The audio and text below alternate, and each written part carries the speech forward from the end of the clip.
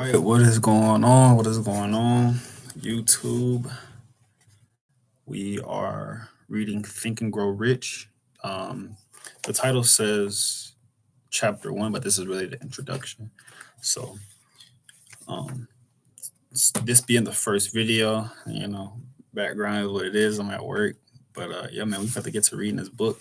I'll give you all just a little background story. So, I want to do this course as a location for motivation, it's a location for growth, a location for people to tilt the needle in their favor, right? Shout out to my one of my mentors, Myron Golden. Um, he got me to really open my mind and want to share knowledge and wealth with y'all. So that's what we'll be doing. And how do we do that? Think and Grow Rich. This is a Black Choice edition by Kimbrough and Napoleon Hill. Introduction.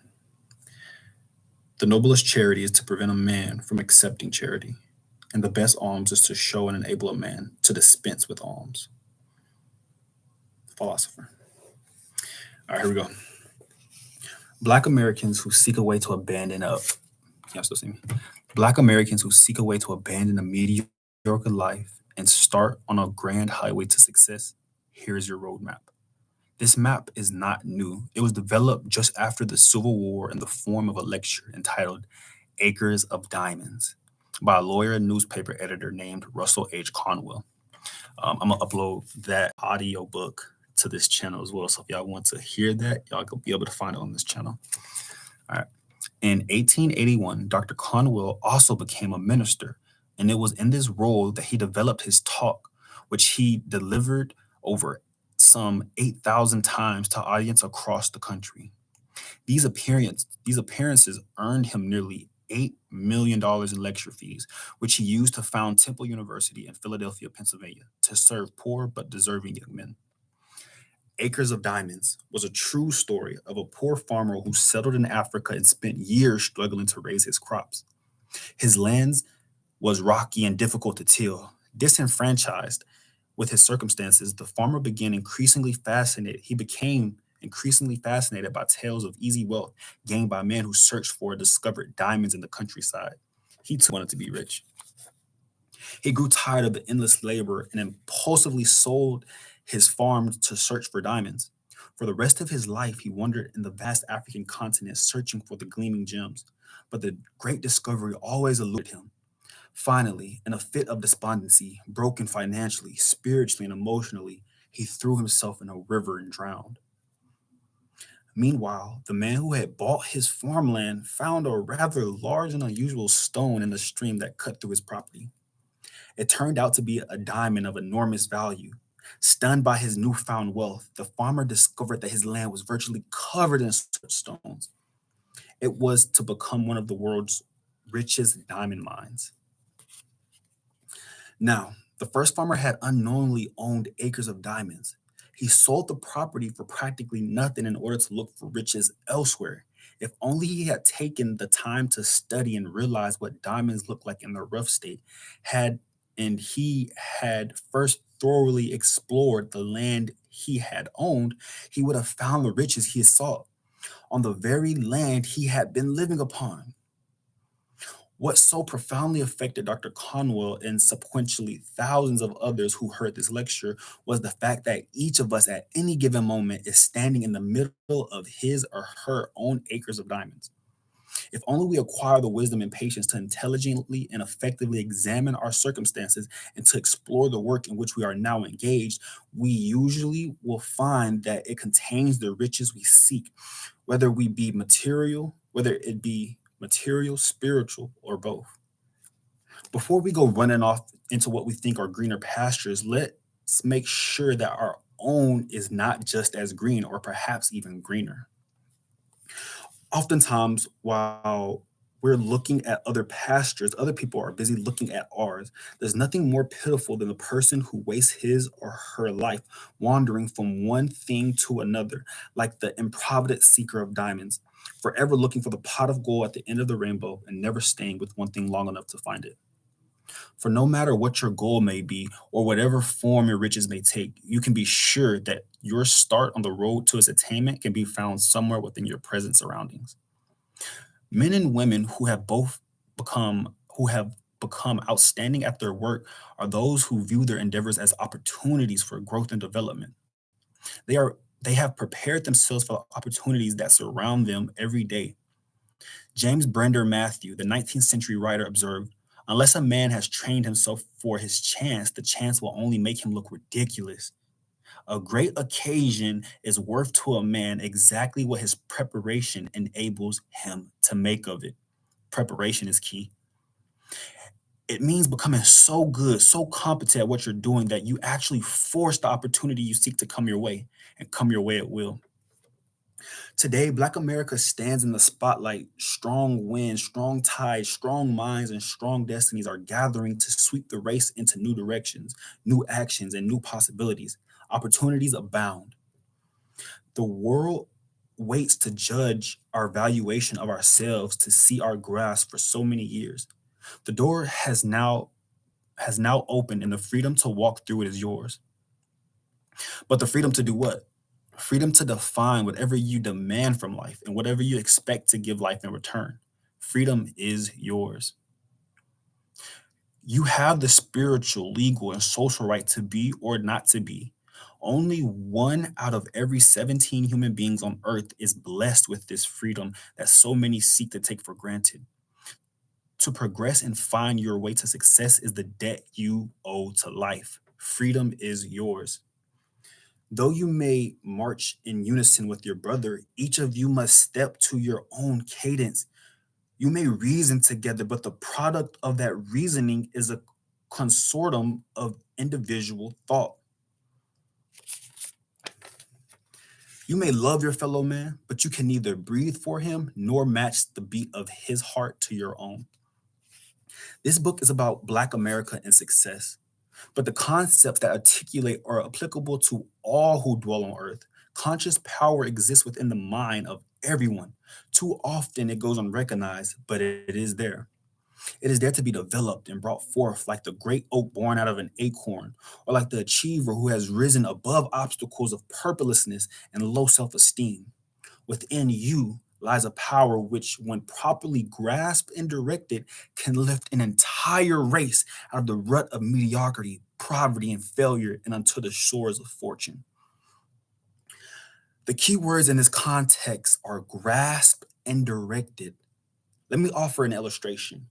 William Marstein, a prominent psychologist, authored a 2-year study where he asked 3,000 individuals the following: what have you to live for? What Dr. Marstein found was absolutely shocking. He discovered that 94% of those interviewed had no definite purpose. These were men and women who were simply enduring the present while they awaited for the future. 1 second, I lost myself. Okay. They wanted for something to happen, waited for tomorrow, waited for the next year, waited for their children to grow up and leave home, waited for someone to die. 94%.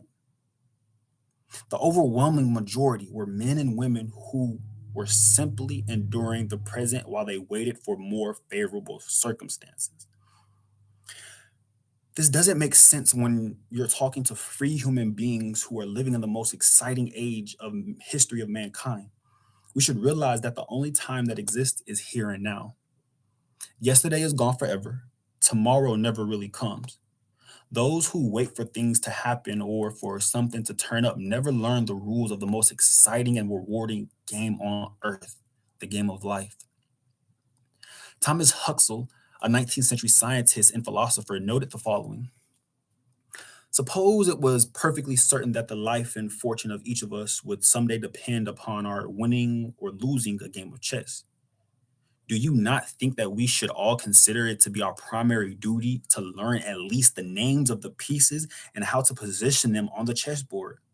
Yet it is a plain and elementary truth that the life, the fortune, and the happiness of each of us depend upon our knowing something of the rules of the game more difficult, far more interesting, and much more exciting than chess.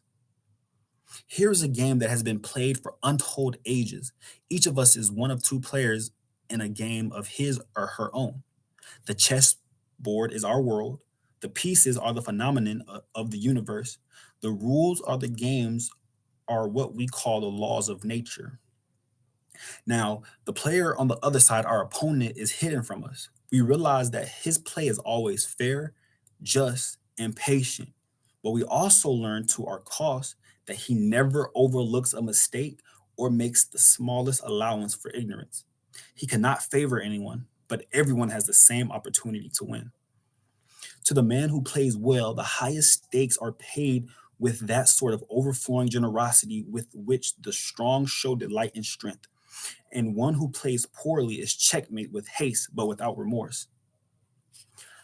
Huxley went on to say that those who take honors in nature's university, who learn the laws that govern men and things to obey them, are really the great and successful people in this world. The masses of mankind are the average who pick up just enough to get through without much discredit. Yes, it is plain and elementary. Yes, it is a plain and elementary truth that the life, the fortune, and the happiness of each of us depends on our knowing something of the rules of this game. It is a game that our Creator allows us to play just once, and there is no second chance should we play poorly. It becomes important that we know the rules that will ultimately determine our success, not just to know their meanings and what they do, but to make these principles a part of us, a habit that will lead us in the right direction automatically, regardless of the circumstances. When we, then we will know that we need not wait for some distant opportunity to arrive. He who does can make no greater mistake. For no man or woman can become successful without enriching the lives of others. Anyone who adds to prosperity must prosper in return. The world is yours when you master the secret.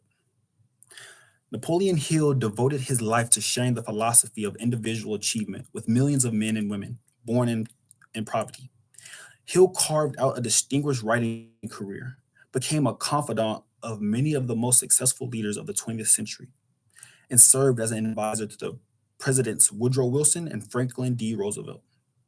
As a novice reporter, Hill interviewed Andrew Carnegie, a multimillionaire steel magnate.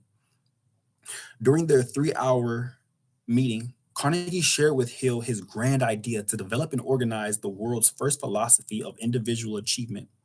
Based on the success principles that Carnegie had used to accumulate his vast fortune, fast approaching the end of an illustrious career, Carnegie laminated, "It's a shame that each new generation must find a way to success by trial and error."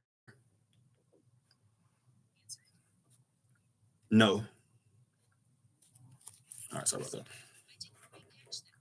All right, here we go. It's a shame that each new generation must find a way to success by trial and error when the principles are really clear cut. After elaborating on his beliefs, the tycoon put the question squarely in the young guest. If you were given the opportunity to spend 20 years interviewing the most accomplished and wealthiest men and women of your day, probing their psyches thoroughly for the secrets of their success, would you undertake the venture? Without hesitation, the young journalist empathetically said, "Yes." Napoleon Hill had seized his moment. Unknown to Hill, Carnegie had allowed the reporter 60 seconds in which to make up his mind. In 29 seconds, Hill said that he would begin the job and complete it. Later, Hill learned that the great industrialist had a stopwatch in his hand, timing his answer. Had his deliberation exceeded the allotted minute, Hill would have lost his chance. Carnegie had learned from his observation of men that those who are slow to make up their minds are equally as slow to carry out their decisions. Carnegie provided Hill with no subsidy for his effort except to provide letters of introduction and pay his expenses while he interviewed men such as Henry Ford, Thomas Edison, John D. Rockefeller, John Wanamaker, F.W. Woolworth, and Alexander Graham Bell. Carnegie explained that he wished to make sure that Hill learned to apply the philosophy he was to organize. Thus, proving its soundness by its own accomplishments. In 1928, exactly 20 years after the fateful meeting, Hill published the highly influential book Laws of Success, in which he revealed all he had learned. 9 years later, Hill published Think and Grow Rich, a classic that sold more than 10 million copies. Far from being a get rich quick manual, Think and Grow Rich distills the essence of the success system of those who he had studied. At the book's core rests the conviction Hill absorbed from his mentor. The individual must control his deepest perception of himself, lest he be overwhelmed by the forces of negativism and defeat in those around him. In Think and Grow Rich, Hill demonstrated his genius for motivating others, which would become a hallmark of his subsequent books. Black America must discover the secrets. Prior to his death in 1970, Hill wrote a manuscript specifically aimed at Black America. Unfortunately, the manuscript was never published. However, it was preserved by the foundation that bears Hill's name and made available to me, a young unknown Black writer. The crucial of Hill's idea are the underpinnings of this book. It is my goal to capture Hill's motivating and inspirational style as I urge potential Black achievers progress, I'm sorry, who possess the drive and initiative to uncover the secrets of success and follow Hill's dictum to the letter. Today, at this very moment, in every part of the country, there are Black men and women, as well as members of other minority groups, who wonder what they can do to realize their goals and advance some shining ideal. You and I are no exception.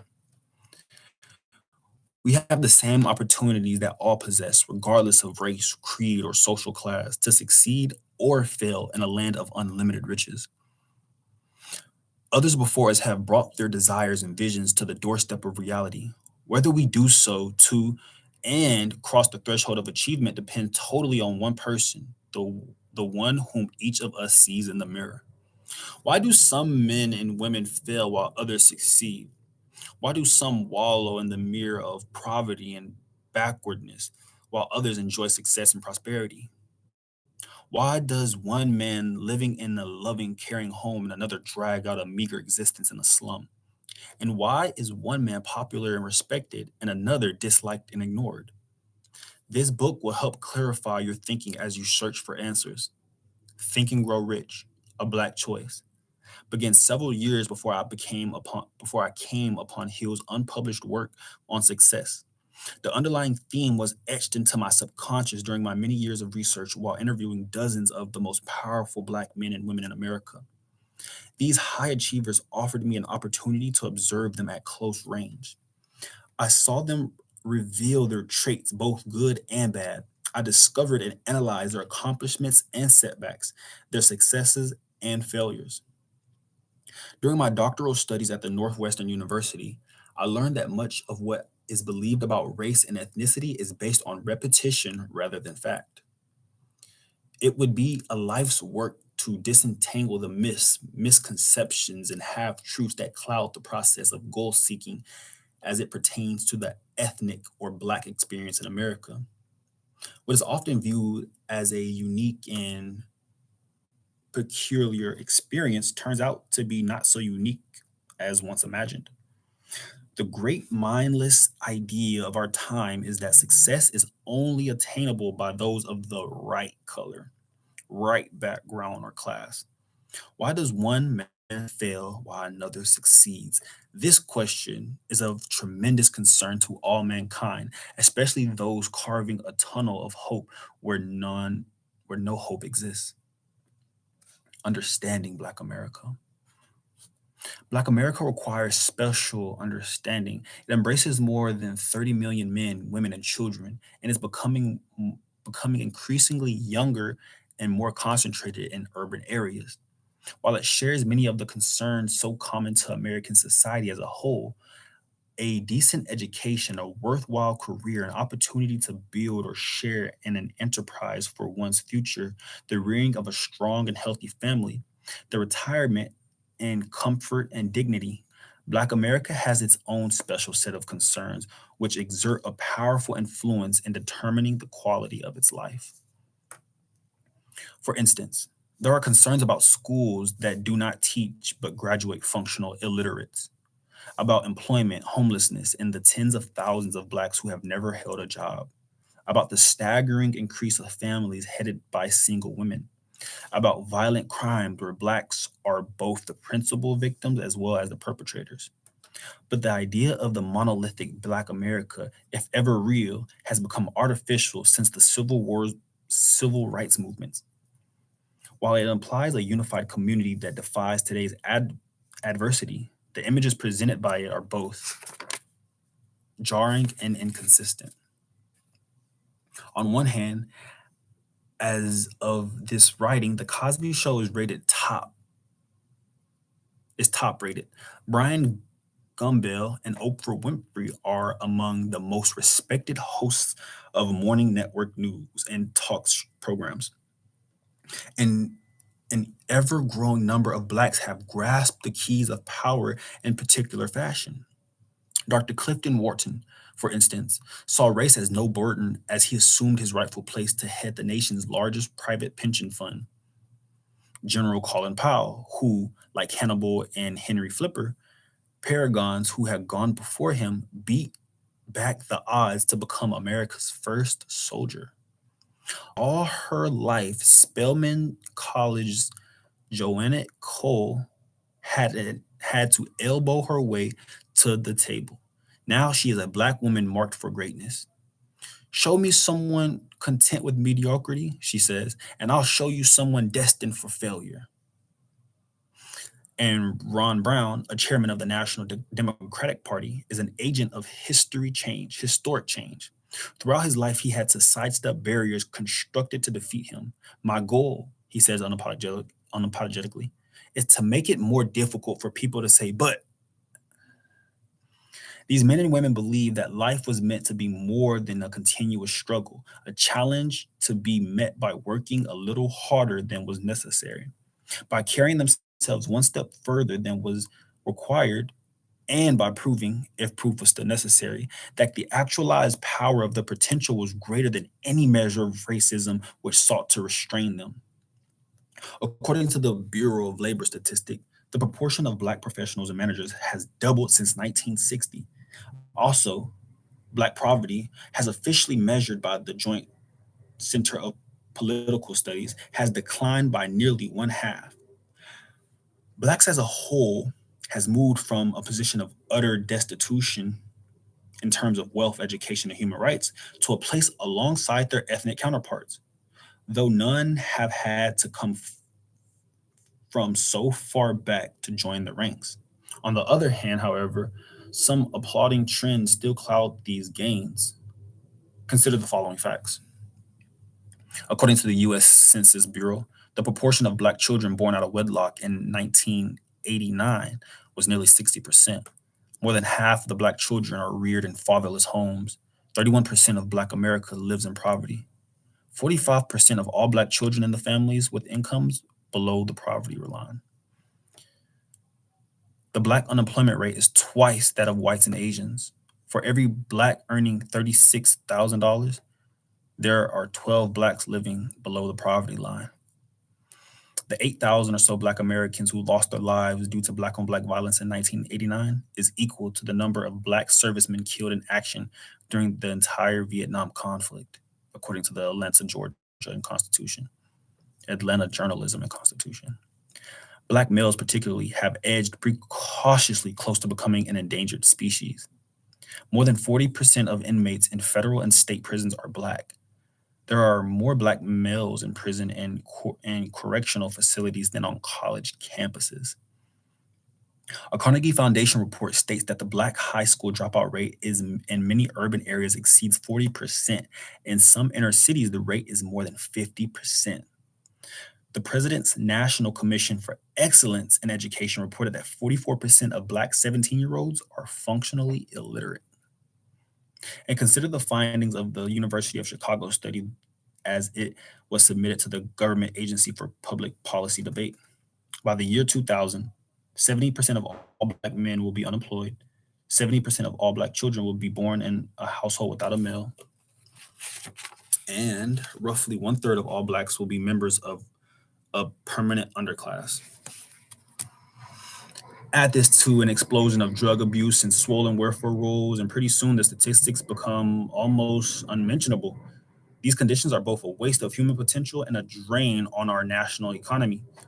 Those who set social policy indulge themselves in the demo demagogue demagogue game. Someone look up this word. DEMAGOGIC.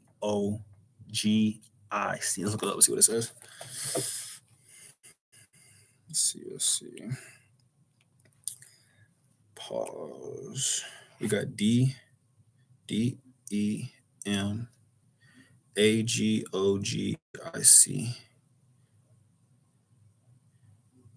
Demagogue, a political leader who seeks support by appealing to the desires and prejudice of ordinary people, rather than using rational arguments. Got you. Okay.